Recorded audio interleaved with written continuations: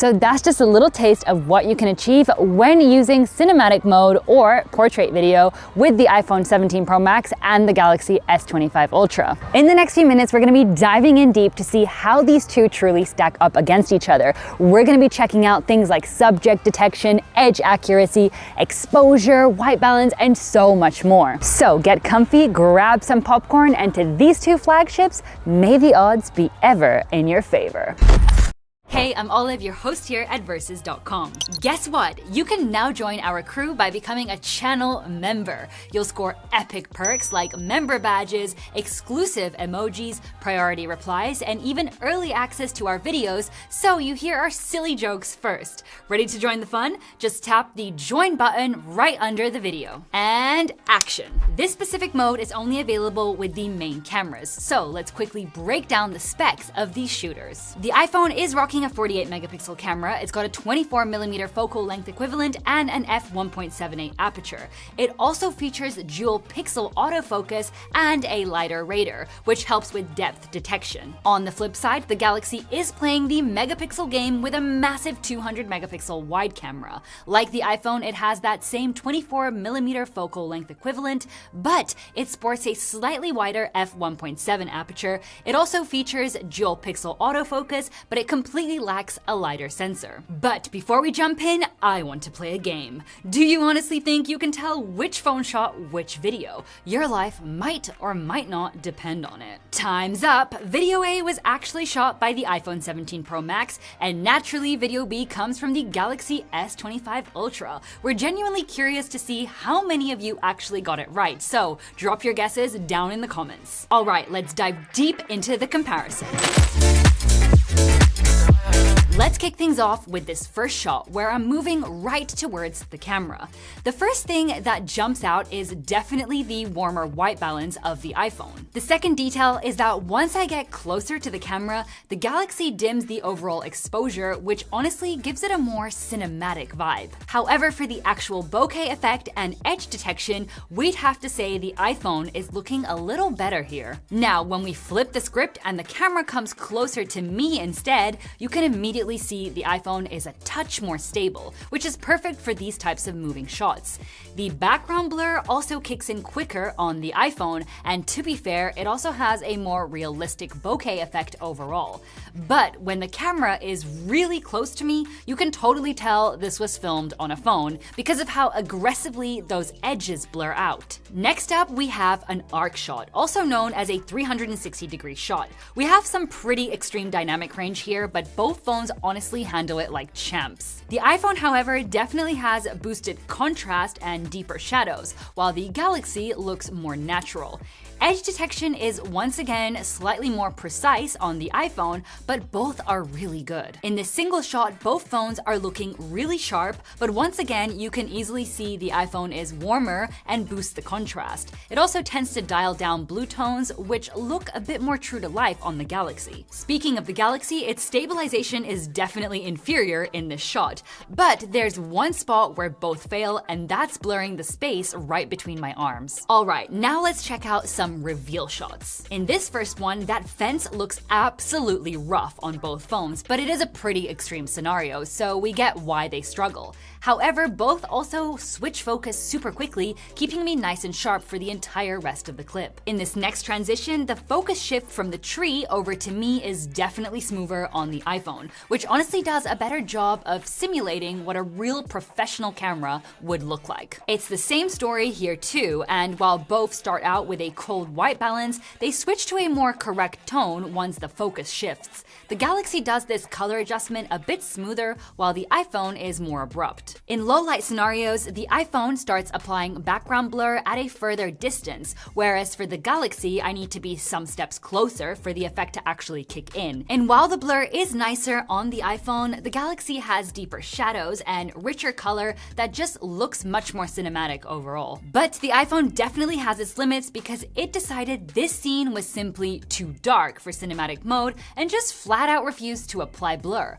On the flip side, even though the Galaxy's video has quite some noise, it applied the blur without complaining one bit. The iPhone adopted the dark, but the Galaxy was born and molded in it. So far, both phones are delivering some pretty good results, but they aren't exactly on the same level as a professional camera.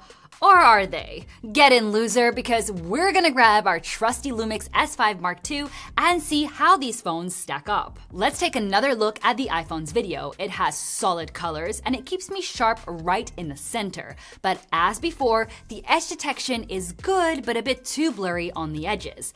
The Galaxy again has a colder white balance but also keeps me sharp. However, its edge detection is also a bit too blurry around the borders. And here it is, our Lumix. I mean, just look at how sharp it is. Plus, that background bokeh is so fetch. This kind of blur can only be achieved thanks to the Lumix's much bigger sensor and lens, physics limiting both the iPhone and the Galaxy. When we get even closer with the iPhone, it becomes more and more obvious that this is just synthetic background blur, and that's something we can also clearly note with the Galaxy. To be fair, the only real difference between these two now is just the white balance. And here's our Lumix once more, which is absolutely not afraid of getting up close and personal. You can see the edges are super well defined, and we really dig how those shadows look nice and dark. So while cinematic mode or portrait video is primarily designed to film people, it works for objects too. Honestly, we were pretty surprised that the iPhone actually detects most of this leaf correctly.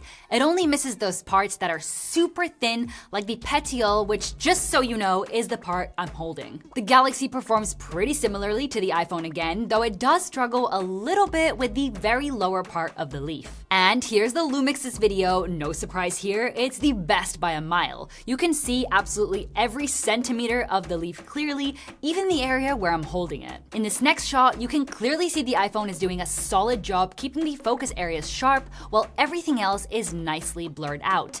However, the pointy edges of those leaves up top end up too blurred out. On the Galaxy, we're seeing pretty much the same behavior, but what stands out more is just how overexposed the video is. We figure it's because it's trying way too hard to recover shadow detail. The Lumix definitely has the most contrast and the richest colors, but unlike in the iPhone or the Galaxy's videos, that leaf on top manages to keep its pointy haircut intact. But let's bump up the difficulty with our neon banana. Minions would absolutely go crazy for this one. The iPhone, it's not perfect. It keeps the center of the banana sharp. However, inside the banana itself, the blur kind of switches between on and off. The Galaxy is actually worse here, as the interior of the banana basically stays without blur the entire time, and even our potassium friend itself is out of focus. And here's how the Lumix performs, which is basically flawless, keeping our buddy absolutely sharp the whole time. Plus, that background blur is just sweet. Now, if you've been watching our previous cinematic mode videos, you know for sure that our ultimate test is nothing less than a crystal glass full of H2O. You know, we're something of a scientist ourselves. Honestly, the iPhone doesn't fare so bad this time around. The border of the glass stays sharp. It's only when we get super close that there's some random blurring applied to the water inside the glass. The Galaxy is also not terrible, but the edge of the glass gets randomly blurred out the closer we get. However, once we're super close, that blur actually stabilizes. But if you really want to make your cinematic videos look even more cinematic, you gotta get into some video editing. So let's quickly check out what Apple and Samsung have cooked up for us.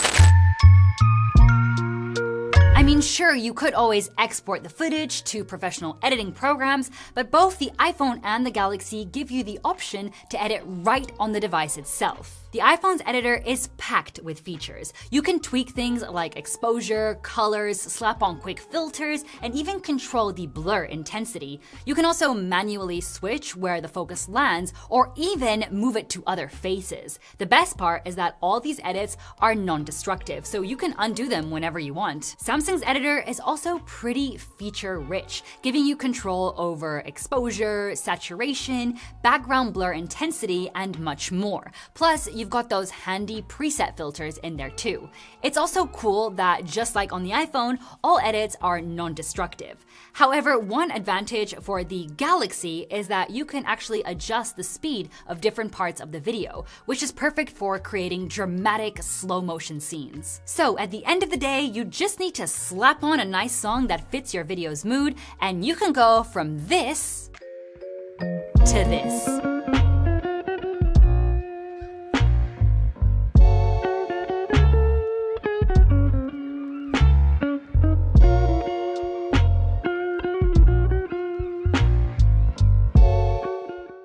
So to wrap things up, portrait mode is a super handy feature if you want to give your videos that professional look without hauling a big camera like our Lumix everywhere. However, physics is physics, and while the footage looks great on mobile screens, on larger displays like TVs, those edge detection quirks become a lot more noticeable. If you are chasing flawless bokeh and razor-sharp detail, a professional camera is still the way to go. Between these two phones, we'd have to say the iPhone edges out the Galaxy as its blur is just a bit more realistic. But honestly, both of these devices still deliver some really great results. If you do want even more editing flexibility, you can film in log with both of these phones. And if you're ready to take a deeper dive into that, then slap this link right over here. Do you use cinematic mode often for your content? We would absolutely love to hear about your experience down in the comments below. I am Olive, and I send this message to all of our amazing viewers around the world. Don't forget to give us a big thumbs up and hit subscribe, and we will see you in our next video. We are here, and we are waiting. What I've done should start playing any second now.